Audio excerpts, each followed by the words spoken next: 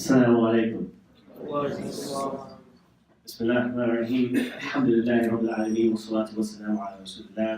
Rabbi shrah li sadri wa yassir li amri wahlul 'uqdatan min lisani yafqahu qawli. Before I actually give my answer, Brother Sanjay, do you mind just repeating the question one more time in case someone came in like I was late or we forgot what the question was? Sure. So the question was, how do we make Muslims in our community feel more welcome in your Islamic community, like the masjid, the say, etc. And I think the important part of this question is already, the answer is actually in the question. How do we do something about it? A lot of the times we complain about things that are not in our control.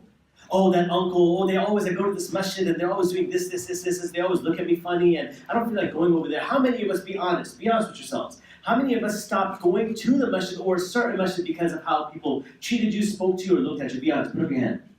There's a lot of people. There's a lot of people who, stopped going to the masjid because the khutbah was too attacking towards them and they felt like, man, this is really personalized towards me. How do you know? I was trying to do something over here that was good. But the khutbah ended up being instead of motivating me and pushing me away.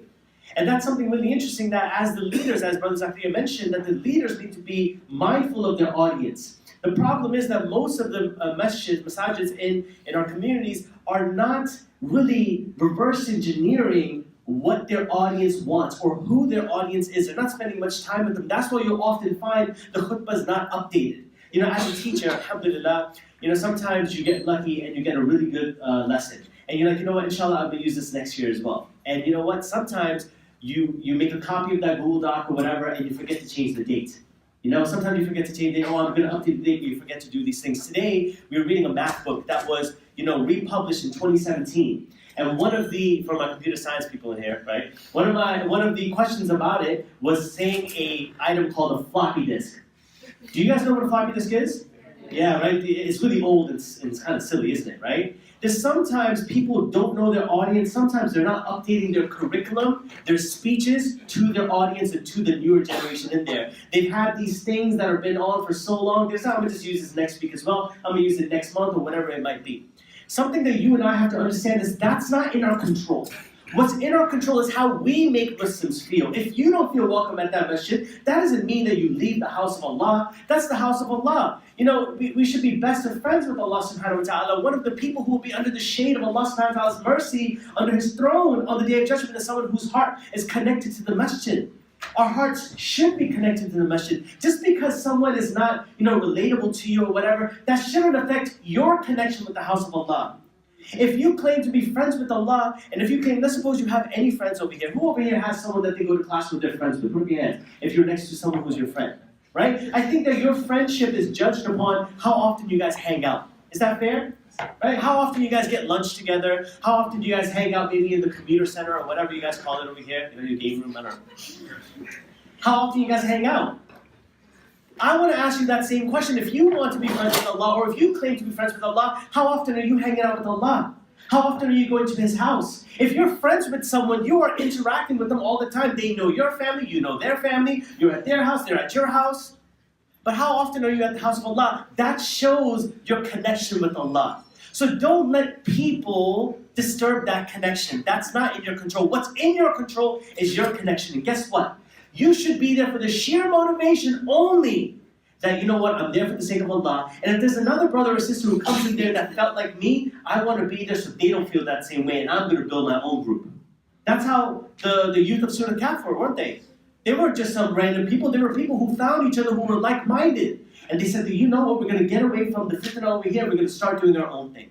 If you're in the house of Allah, believe me, someone's going to walk in there. You're like, oh my God, there's someone who's my age. They're not old. I go, oh, we can talk. That's how you gain control and that's how you build something. But if we sit here and complain about all the problems that we have, things won't get better. Brother Omar talked about these events that are happening, these dawah trainings. At the end of the day, I can't control, how you feel about Islam. I can't control, not yet Muslim, how you feel about Islam, Islamophobe, how you feel about Islam. But I can control how I make you feel about Islam. Focus on what's controllable. Whatever's controllable, do that. But complaining, looking in the rearview mirror about what's happened in the past is not going to get you anywhere. In fact, you're going to end up missing all the exit signs. And then gas is expensive if anyone drives over here. You got to go around and all that good stuff. So don't waste your gas, inshallah. Look forward and don't leave your eyes off the front and don't look too back. I think that, can we just repeat the question? Sorry. So the question was, how can we, what's the best way to avoid passing judgment on our fellow brothers and sisters? I think that a lot of times, psychologically, one of the reasons we pass judgment on others is because we hold a lot of ourselves to really high standards ourselves. A lot of times, people ask me this question, and I'm always advising people to stop criticizing yourself. If you want to learn the first step to loving yourself and going in that right direction, so you develop that self-love, is stop criticizing yourself and stop criticizing others. And there's a difference between giving dawah and actually being critical of someone. Okay? Now be honest with yourself. By show of hands, who's received some really harsh dawah in the past? Be honest. Right? Something that was really oh bro, come on, there's better ways to say it.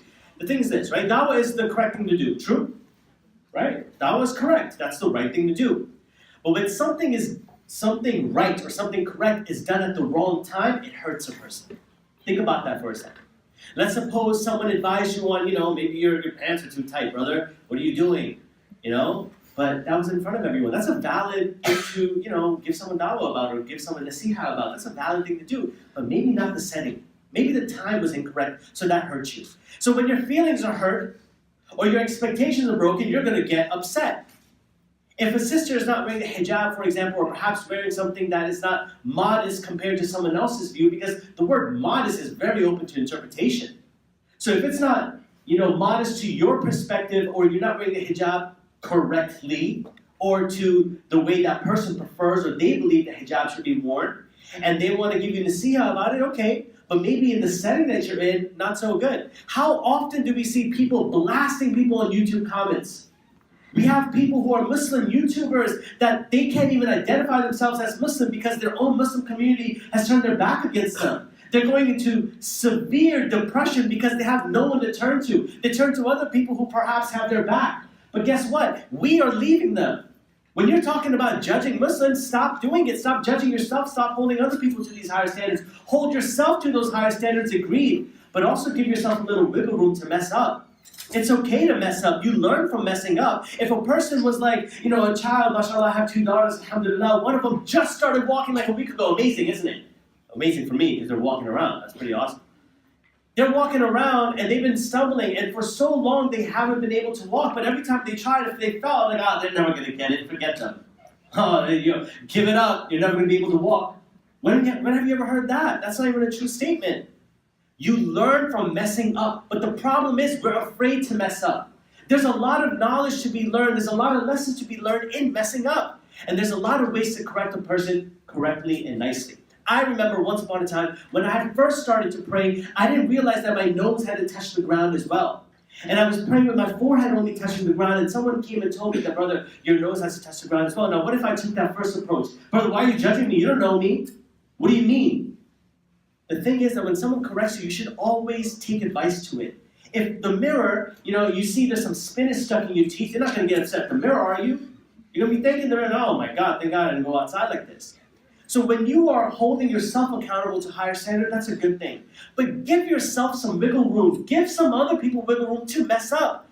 Because if a person's so worried about being perfect, they'll never be themselves. They'll never learn how to be themselves, and that's where identity crises happen and all that, because you're trying to be someone who you're not. I am going to mess up. That's a part of life. The Messenger ﷺ and Allah SWT teaches us that messing up is where the growth happens. That's how things work. But if you're afraid to mess up, you're never going to learn.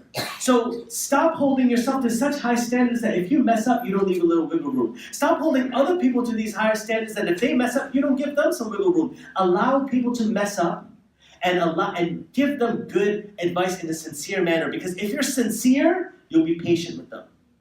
And if you're not sincere, you're not going to be patient with them. Believe me, here's what I mean by that really quick.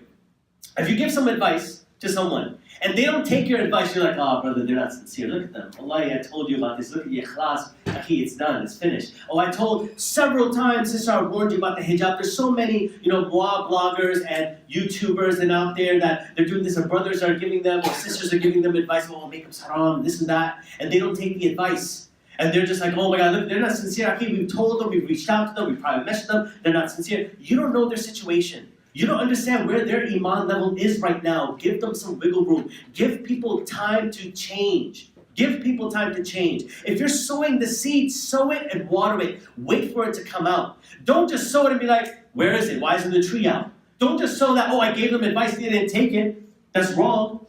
Because if a person takes your advice immediately and people make like 180-degree changes, major changes, you should be concerned. That's actually towards extremism. Real long-lasting change takes time. Be patient with people, because that's the real way to give da'wah, with patience.